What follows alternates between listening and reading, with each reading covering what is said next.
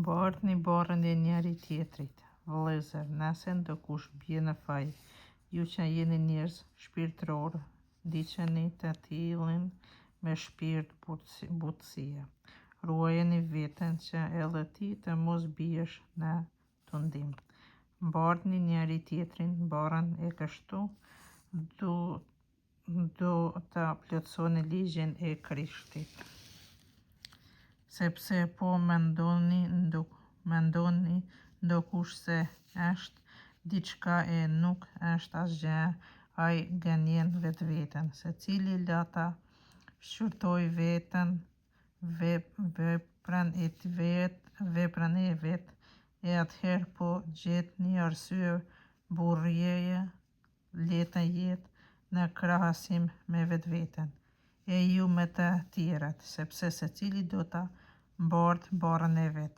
Kush merr mësim në fjalën e hyjt prej ndokujt, le ta bëjë mësuesin e vet pjesëtar në të gjitha të mirat e veta. Mos u gënjeni, hyji nuk lejon të vihet në lojë.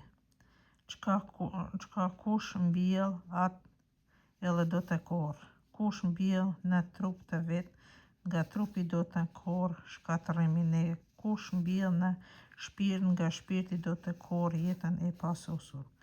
Mos të lollemi kurrë duke bërë mirë, për të vërtetë, nëse nuk do të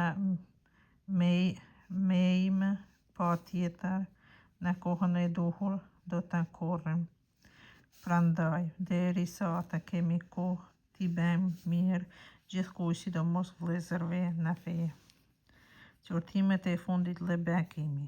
Shikoni se më ç'gërma të mëdha po ju shkruaj me dorën time. Të gjithë ata që duan të mbahen të rëndësishëm sipas parimeve të mishit të gjakut, të tillë ju shtyjnë në rreth. Priteni me qëllim që të mos jenë të sllafruar për shkak të kryqit të Krishtit.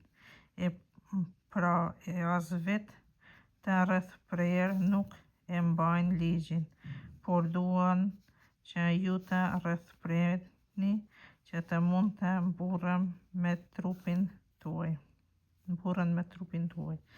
Sa më për mua, mos u thash Zotit të mburrem me tjetër send përveç me kryqin e Zotit ton Jezu Krishtit, në për të cilin për mua bota është e kryqëzuar dhe unë për botën, sepse s'vlen asgjë, as rrethprerja, as pa rrethprerja, por krijesa e re. Të gjithë ata që do të mbajnë këtë rregull, si edhe bari Izraeli, hyjnë paqen e mëshirë. Pas tashit, askush me të mos më trazoj, sepse unë mbart në trupin tim shenjat e Jezusit. Hiri i Zotit ton Jezu Krishtit qoftë me shpirtin tuaj, o vëllezër. Amen.